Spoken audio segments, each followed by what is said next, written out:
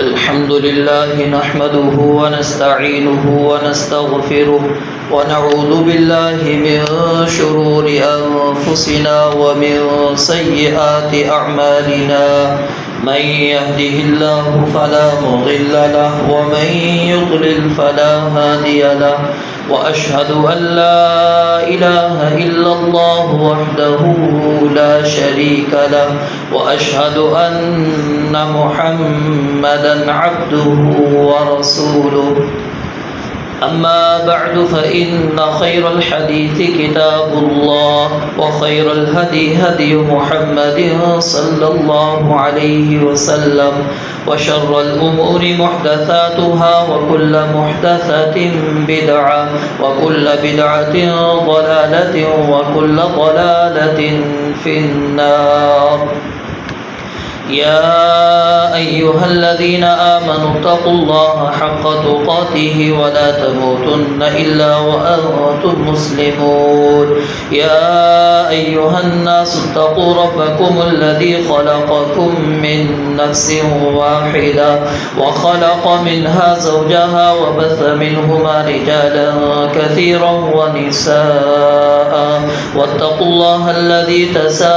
تساءلون به والأرحام إن الله كان عليكم رقيبا يا أيها الذين آمنوا اتقوا الله وقولوا قولا سديدا يصلح لكم أعمالكم ويغفر لكم ذنوبكم ومن يطع الله ورسوله فقد فاز فوزا عظيما اللهم صل على محمد وعلى آل محمد كما صليت على إبراهيم وعلى آل إبراهيم إنك حميد مجيد اللهم بارك على محمد وعلى آل محمد كما باركت على إبراهيم وعلى آل إبراهيم إنك حميد مجيد قال الله تبارك وتعالى في القرآن المجيد فأعوذ بالله السميع العليم من الشيطان الرجيم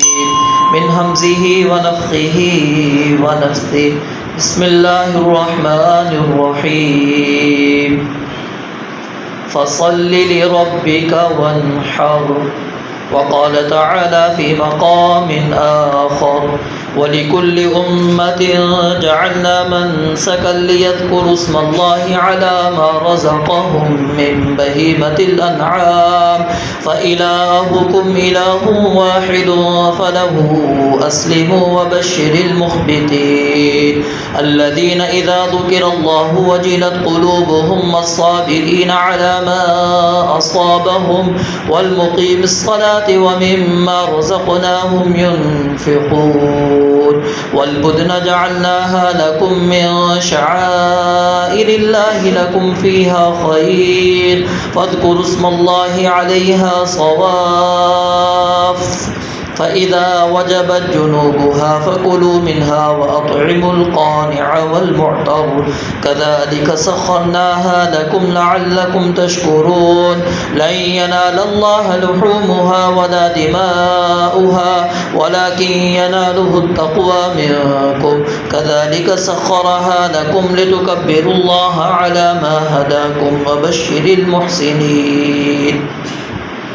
رب اشرح لي صدري ويسر لي أمري واحلل عقدة من لساني يفقه قولي رب زدني علما رب زدني علما رب زدني علما سبحانك لا علم لنا إلا ما علمتنا إنك أنت العليم الحكيم مختصر حمد و صلاة کے بعد آج آپ احباب کے سامنے عید الاضحیٰ کی مناسبت سے قربانی کے متعلقہ چند اہم اور ضروری مسائل ان کے متعلق آپ کے سامنے گفتگو کروں گا۔ اللہ رب العالمین سے دعا ہے کہ اللہ تعالی حق اور سچ بیان کرنے کی اور اس کے مطابق زندگی گزارنے کی توفیق عطا فرمائے۔ قربانی ایک مستقل عبادت ہے، اور یہ ایک ایسی عبادت ہے کہ جس کو رسول مکرم صلی اللہ علیہ وآلہ وسلم نے کبھی بھی نہیں چھوڑا۔ جب سے آپ مدینہ میں آئے ہر سال آپ علیہ السلام نے قربانی کی، اور جب آپ نے حج کیا اس موقع پر آپ علیہ السلام نے 100 اونٹ، اور اگر اس کو آپ تقسیم کریں 10 حصوں پر تو 1000 قربانیاں، اور اگر 7 پر آپ تقسیم کریں تو پھر آپ اندازہ لگا لیجئے کہ نبی علیہ السلام نے اکیلے نے کتنی قربانیاں کی۔ آپ علیہ السلام صرف یہ نہیں کہ خود ہی قربانی والے عمل کو سر انجام دیا کرتے تھے، بلکہ بیت المال کے اندر اگر جانور موجود ہوا کرتے تھے تو آپ اپنے ان اصحاب کے اندر، ان ساتھیوں کے اندر جن کے پاس جانور نہیں ہوا کرتے تھے، ان کو آپ علیہ السلام بیت المال میں سے جانور دیا کرتے تھے۔ مقصد کیا تھا کہ ہر شخص، ہر گھر والا فرد وہ قربانی کے عمل کو سر انجام دے۔ آج ہمارے معاشرے کے اندر اس پر پروپیگنڈا کرنے والے بڑے لوگ آئے ہیں اور آتے بھی ہیں، اور جب خاص طور پر یہ ایام قریب آتے ہیں تو ایک خاص گروہ وہ اس کے پیچھے لگ جاتا ہے کہ آپ جی جا کر قربانی لے کر آئیں گے، 10 لاکھ کی، 15 لاکھ کی، 20 لاکھ کی، اتنی مہنگی مہنگی آپ نے قربانی لینی ہے، اس سے بہتر ہے آپ کسی غریب کے گھر کا چولہا جلا دیں جی، کسی بچی کی شادی آپ کروا دیں، کہیں پر آپ جو ہے پانی کا کولر لگا دیں، کہیں پر یہ کر لیں، کہیں پر وہ کر لیں۔ یعنی جیسے ہی یہ ایام آتے ہیں لوگوں کو دوسری نیکیاں یاد آنا شروع ہو جاتی ہیں، اور کہتے ہیں دیکھو فضول کے اندر مسلمان لاکھوں جانور قربان کرتے ہیں، کوئی کیا ہے گوشت تو پورا سال بھی کھا لیتے ہیں، صرف گوشت کے لیے وہ اپنے اتنے جانوروں کا ایک بڑا ذخیرہ وہ قربان کر دیتے ہیں۔ اس سے بہتر ہے کہ کسی کی مدد کرتی جائے۔ یہ حقیقت کے اندر وہ لوگ یہ باتیں کرتے ہیں جو دین اسلام کی روح کو نہیں سمجھتے۔ یاد رکھیے 10 ذی الحج کو اگر آپ قربانی نہیں کرتے، اس کے بجائے 1 لاکھ افراد کو بھی کھانا کھلا دیتے ہیں، قربانی کے عمل کو آپ چھوڑ دیتے ہیں۔ آپ نے غرباء، فقراء، مساکین، محتاج، ضرورت مند ان کو جمع کیا اور ان کو بہترین کھانا بھی آپ نے کھلا دیا۔ یہ اس شخص کے مقابلے میں جس نے صرف ایک بکری جو انتہائی معمولی قیمت والی بھی کیوں نہ ہو اللہ کی راہ کے اندر قربان کی ہو، اس شخص سے یہ شخص افضل ہے جس شخص نے صرف ایک بکری اللہ رب العالمین کی راہ میں قربان کر دی۔ کیونکہ اس نے نبی علیہ السلام کی سنت کو اور مسلمانوں کی سنت کو زندہ کیا ہے، اور وہ شخص مسلمانوں کی ایک عبادت کو چھوڑ کر، اگرچہ وہ بھی نیکی کا عمل ہے، عبادت کا عمل ہے، لیکن آج کے دن وہ مطلوب نہیں ہے۔ اس موقع پر جو مطلوب تھا وہ اس نے اس کو ترک کیا، چھوڑ دیا، تو اب اس کا یہ عمل اس کے مقابلے میں کوئی حیثیت نہیں رکھتا۔ اس کو اگر آپ نے سمجھنا ہو، ایک اور انداز سے سمجھ سکتے ہیں، ابھی نماز کا وقت ہو، ایک شخص وہ نماز نہ پڑھے، نماز چھوڑ دے، ظہر کی نماز ہی نہیں اس نے پڑھنی، باقی نیکی کا کام کر رہا ہے، خدمت خلق کر رہا ہے، غرباء، فقراء، مساکین، محتاج، ان کو ہر ان کی ضرورت پوری کر رہا ہے، نماز کی اس کو فکر نہیں، ظہر جاتی ہے چلی جائے، بعد میں بھی نہیں پڑھنی، بس چھوڑ دی۔ بتائیے کیا اس شخص کو آپ کہیں گے کہ اس نے نیکی کی؟ کبھی بھی آپ یہ نہیں کہیں گے، سمجھدار انسان کوئی بھی یہ نہیں کہے گا کہ اس نے اللہ کی عبادت کو ترک کر کے نماز جو اس کو پر فرض تھی، اللہ رب العالمین نے اس کو پر فرض کی تھی، اس عبادت کو اس نے چھوڑا اور جو چیز اللہ نے فرض نہیں کی تھی اس کو اس نے انجام دیا۔ کوئی بھی انسان اس کو عقل مند سمجھدار نہیں کہے گا، اس کی نیکی کو کوئی بھی انسان شمار نہیں کرے گا۔ یہی چیز یہاں پر موجود ہے۔ تو دین اسلام کے اندر قربانی کی بڑی اہمیت ہے۔ احادیث کا جب آپ مطالعہ کریں گے تو وہاں پر کچھ ایسی احادیث بھی ہمیں ملتی ہیں۔ نبی علیہ السلام نے فرمایا کہ جس بندے کے پاس وسعت گنجائش موجود ہے وہ اگر قربانی نہیں کرتا وہ عیدگاہ کے قریب بھی نہ آئے۔ مقصود کیا ہے کہ وہ شخص اس کے پاس طاقت ہے، اس کے باوجود اس عمل کو وہ چھوڑ رہا ہے، وہ آخر مسلمانوں کی جماعت کے اندر آ کر کیا کرنا چاہتا ہے؟ وہ مسلمان ہی نہیں، مسلمانوں کی جماعت میں کیوں شامل ہونا چاہتا ہے؟ عبادت جیسے عمل کو کیوں وہ ترک کر رہا ہے، کیوں چھوڑ رہا ہے؟ وسعت اللہ نے دی ہے، طاقت اللہ نے دی ہے، گنجائش اللہ نے دی ہے، لیکن وہ شخص اس کو ترک کر رہا ہے۔ تو اس لیے اس کو معمولی نہ سمجھیں، یہ عبادت سمجھتے ہوئے عبادت ہی کے طریقے کے مطابق جس طرح اللہ اور اس کے رسول علیہ السلام نے ہمیں اس کے ادا کرنے کی تاکید کی، اسی طرح ہم نے اس کو سر انجام دینا ہے۔ رسول اللہ صلی اللہ علیہ وسلم کے ایک صحابی، نیت بڑی اچھی تھی اور بڑی بہترین نیت تھی۔ نیت کیا ہے کہ اپنے جانور کو قربان کروں گا، سب سے پہلے غرباء فقراء کے گھروں میں میرے جانور کا گوشت جائے گا اور وہ سب سے پہلے گھر کے اندر گوشت پکا لیں گے۔ کیا کرتا ہے؟ عید کی نماز سے پہلے ہی اپنے جانور کو قربان کر دیتا ہے، گوشت تقسیم کرتا ہے، عید کی نماز پڑھنے رسول اللہ صلی اللہ علیہ وسلم کے پیچھے آ جاتا ہے۔ آپ علیہ السلام نے کیا فرمایا کہ جس بندے نے نماز عید سے پہلے قربانی کی وہ مسلمانوں کے سنت کو، اس مسلمانوں کے طریقے کو نہیں پہنچا۔ اس کی جگہ پر آپ نے اس صحابی کو دوسری قربانی کرنے کا حکم دیا کہ یہ آپ کی قربانی نہیں ہوئی، یہ آپ نے صرف ایک جانور ذبح کیا ہے، یہ ایک عام گوشت آپ نے لوگوں کے اندر تقسیم کیا، یہ عبادت کی نیت سے جو آپ نے قربانی کرنی تھی یہ قربانی نہیں ہے، کیونکہ اس کا وقت نہیں آیا، وقت سے پہلے اس شخص نے قربانی کر دی۔ اور یہاں پر ایک اور بات ضمن میں سمجھتے جائیے، ہمارے ہاں اجتماعی قربانیوں کا بڑا اہتمام کیا جاتا ہے، یا پھر جو ہمارے عزیز و اقارب رشتہ دار باہر رہتے ہیں، کسی اور ملک کے اندر رہتے ہیں، وہ اپنی رقم یہاں پر بھیج دیتے ہیں، گھر والوں کو کہتے ہیں جی قربانی ہماری کر لینا، یا اپنے کسی عزیز کو بھیج کر وہ کہتے ہیں کہ جی ہماری طرف سے آپ نے قربانی کر لینی ہے۔ اس کے اندر اگر اس شخص کو جس کے پاس قربانی بھیجی گئی ہے، یہ مسئلہ اچھی طرح سمجھ لیں، اگر بطور وکیل اس کو مکمل اختیارات دے دیے گئے ہیں تو پھر وہ شخص جس کو وکیل بنایا گیا ہے، جس کو قربانی کی رقم دی گئی ہے، جس کو یہ ذمہ داری سونپی گئی ہے، وہ شخص اپنی نماز عید ادا کرنے کے بعد قربانی کرے گا۔ اور اگر انہوں نے صرف رقم بھیجی ہے، انہوں نے یہ کہا ہے کہ جی جب ہم آپ کو کہیں گے اس وقت قربانی کرنا آپ،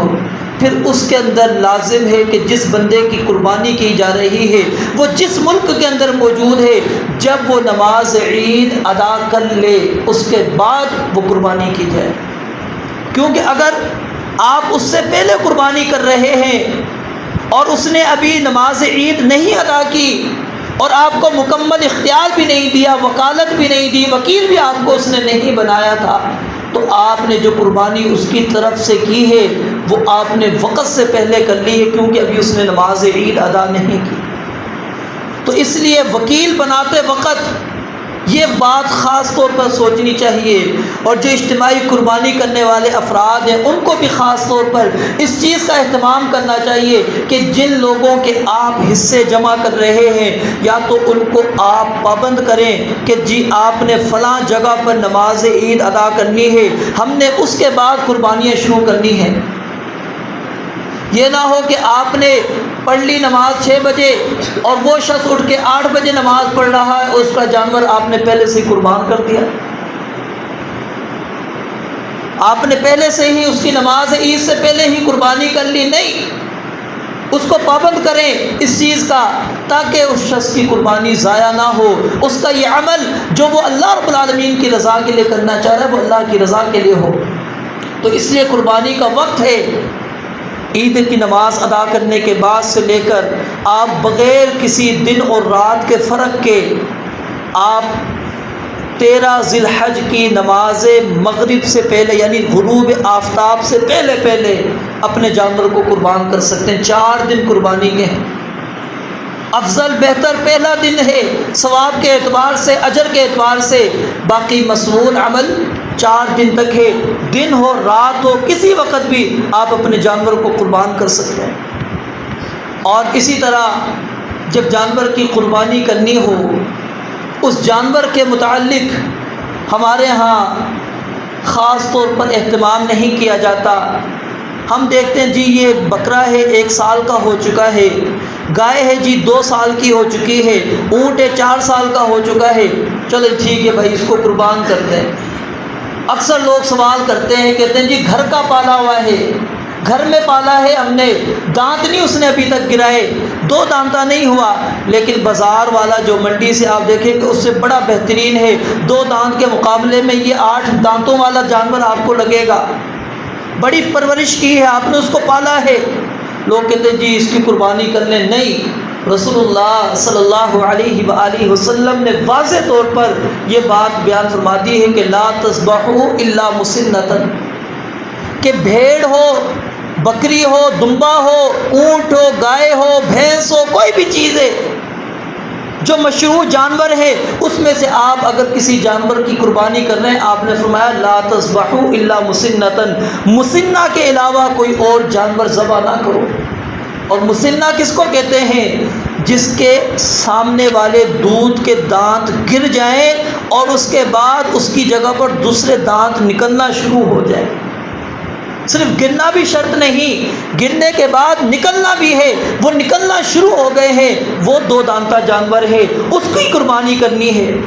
وہ چاہے بھیڑ ہے، چاہے بکری ہے، چاہے وہ اونٹ ہے، چاہے گائے ہے۔ یہاں پر لوگ یہ سمجھتے ہیں کہ جی بھیڑ اس کے لیے یہ شرط نہیں ہے وہ 6 مہینے کا ہو، نہیں، کہیں پر بھی رسول اللہ صلی اللہ علیہ وآلہ وسلم نے مطلق طور پر جانور کو بھیڑ میں سے ہو، آپ علیہ السلام نے اس کو کافی قرار نہیں دیا دوندا کے بغیر۔ لا تذبحوا الا مسنۃ الا ان يعصر علیکم، ہاں اگر آپ کے اوپر تنگی ہو جائے۔ تنگی کی علماء نے 2 تشریح کی ہے، ایک تشریح یہ ہے کہ آپ مارکیٹ کے اندر جانور تلاش کر رہے ہیں، مارکیٹ میں جانور 2 دانتا ملتا ہی نہیں ہے، جہاں جاتے ہیں کھیرا ہے، بھیڑ بکری اونٹ گائے جو کچھ آپ تلاش کر رہے ہیں آپ کو کھیرا کھیرا کھیرا نظر آ رہا ہے، 2 دانتا ہے ہی نہیں،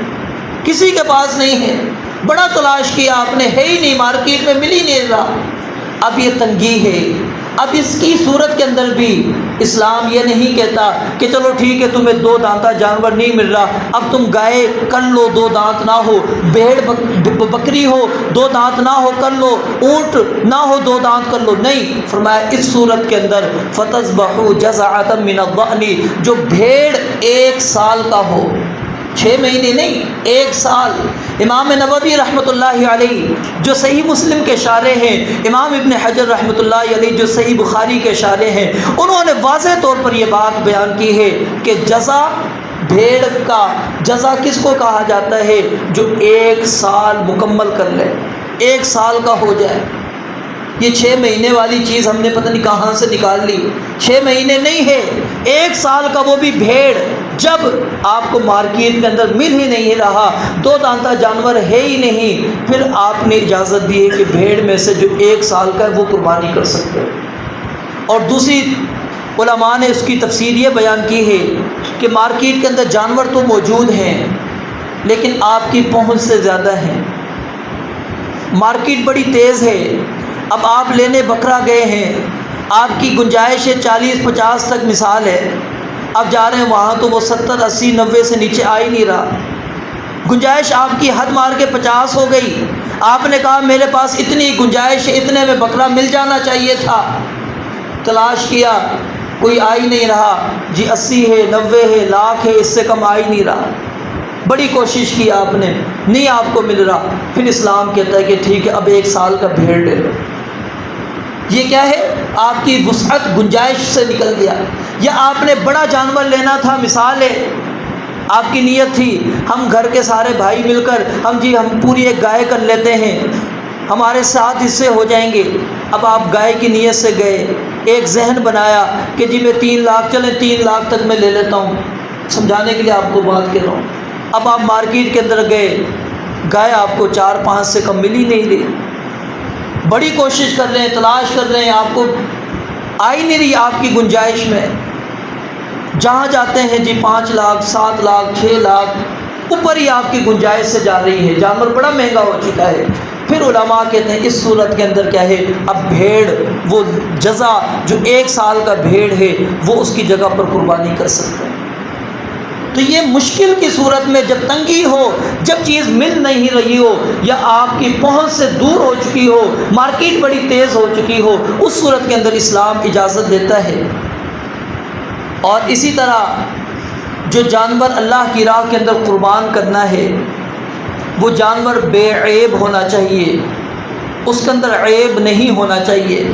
4 عیوب تو رسول اللہ صلی اللہ علیہ وآلہ وسلم نے واضح طور پر بیان فرما دیے ہیں، اگر جانور کے اندر موجود ہوں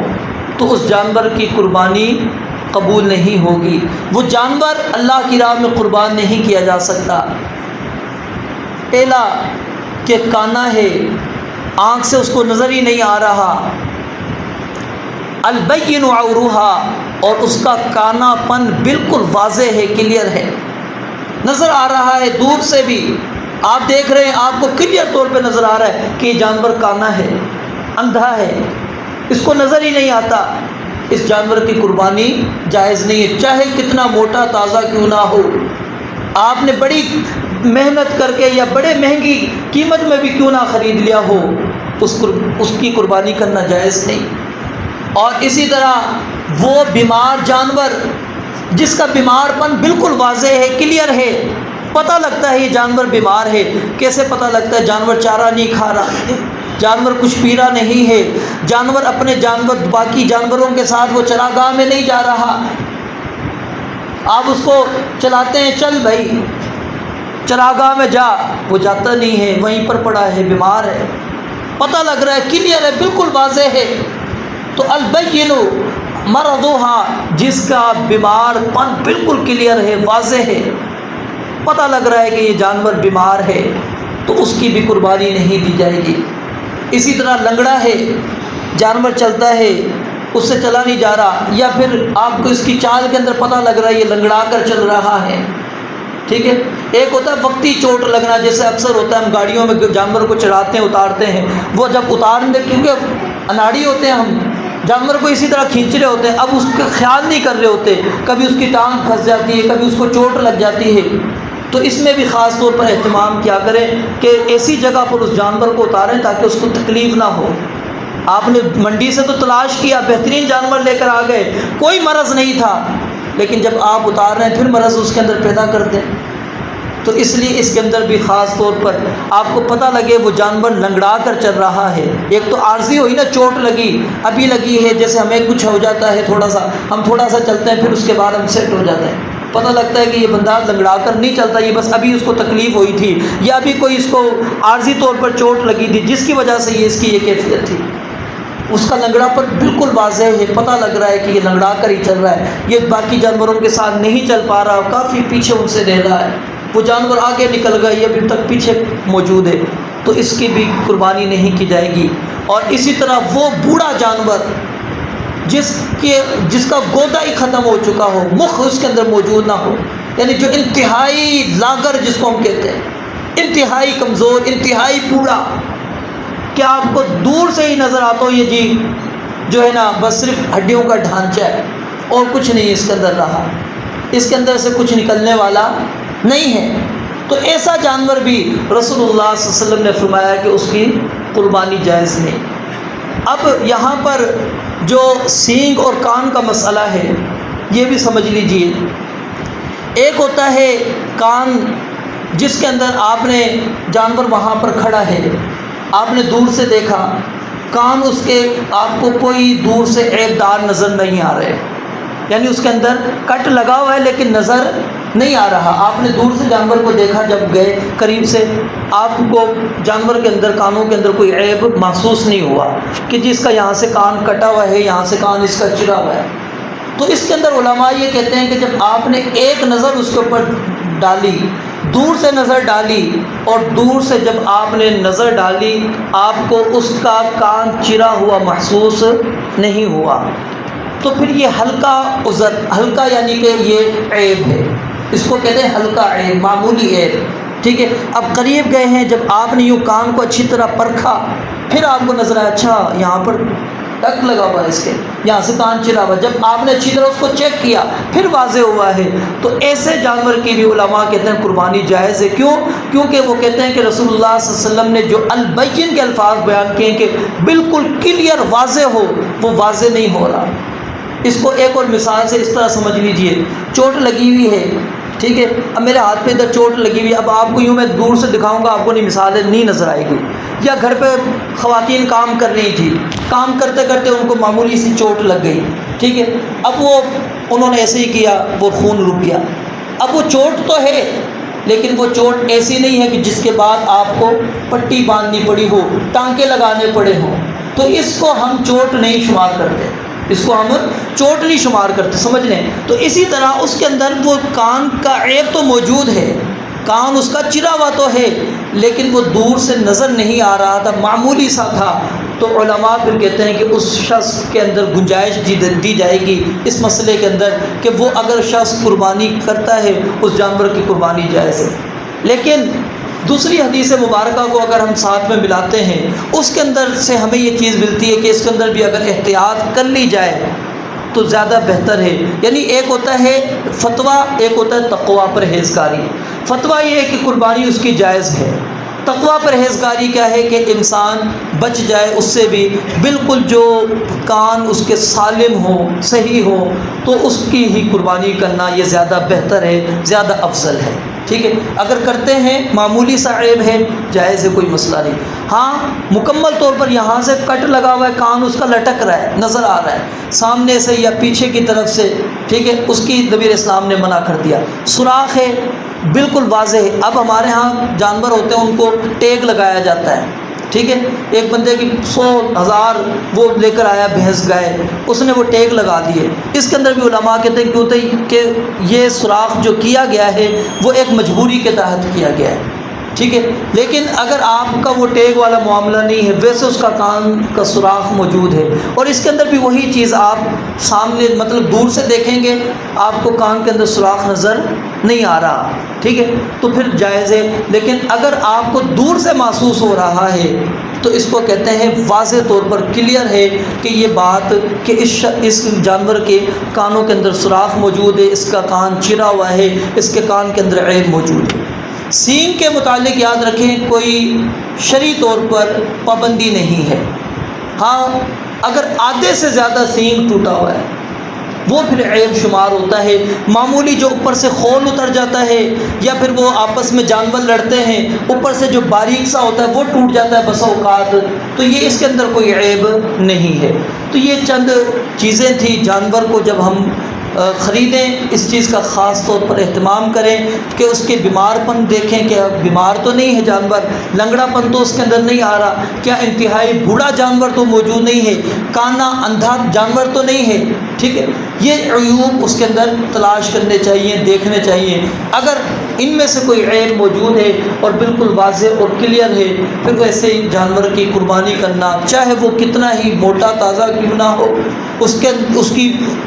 انہوں نے یعنی کہ اس کو بڑی ہی اہتمام کے ساتھ اس کو پالا کیوں نہ ہو، اس کی قربانی کرنا جائز نہیں ہے۔ اور اسی طرح دو دانت کا ہونا یہ بھی لازمی شرط ہے، دو دانت کے بغیر آپ قربانی اگر کرتے ہیں تو یہ آپ کی قربانی اللہ رب العالمین کی بارگاہ کے اندر سنت کے مطابق مقبول نہیں ہوگی۔ یہ آپ نے ایک عام جانور اللہ کی راہ میں قربان کیا ہے، یہ عید الاضحیٰ کے موقع پر جو قربانی کی جاتی وہ قربانی آپ کی شمار نہیں کی جائے گی۔ اور اسی طرح ہمارے ہاں کچھ لوگ لوگ عقیقہ کی نیت سے یعنی بڑے جانور میں عقیقے شامل کر لیتے ہیں، یہ بھی غلط ہے، یا میت کو شامل کر لیتے ہیں، جی دادے کو شامل کر لو، ابو کو شامل کر لو، امی کو شامل کر لو، یہ بھی انتہائی غلط ہے۔ نہیں، ان کی طرف سے اگر میت کی طرف سے آپ نے قربانی کرنی ہے وہ الگ ایک قربانی کریں، وہ قربانی نہیں کہلاتی، وہ ایک عام صدقہ کہلاتا ہے، اور اس میں سے پھر ایک بوٹی بھی آپ استعمال نہیں کر سکتے، وہ ساری کی ساری آپ کو غربا، فقراء، مساکین کے اندر